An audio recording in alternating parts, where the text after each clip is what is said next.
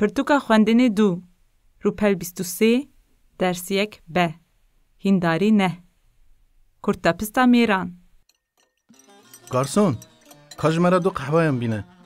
Em dê hinek kurtepistan bikin. Serçavan, bila qehwê ve çawa bin?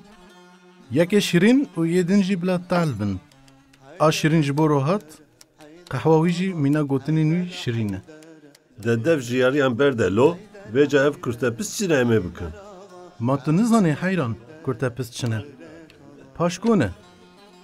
Li pey hinekan em ê xeber din. Yani em ê xeybeta wan bikin. Hema em ji xalê hecî dest pê bikin. Xêr û guneh di stûyê gotinbêjan de be, te bihîst dibin 2 dostên din ên xalê hecî hene.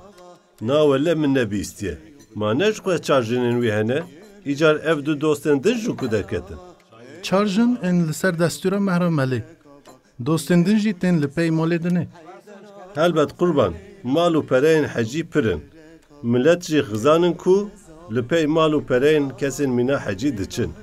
Kavan jin û dostên hecî deyne aliyekî. Te bîst dibêjin ku kurê xalê Rizo bûye nivîskar.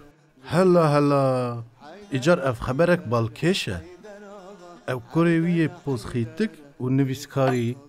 Wisa nebêje bangîn. Dema te ew dît pozxîtik bû.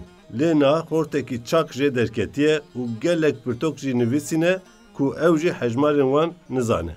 Belkî hejmarên pirtûkên xwe baş nizane be, lê ew baş dizane wê tiştên wisa nivîsîne ku ew bi xwe jî nizane ka çi nivîsîne.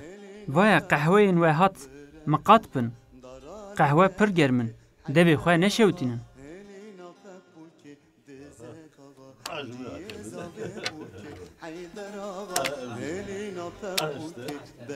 Ama bana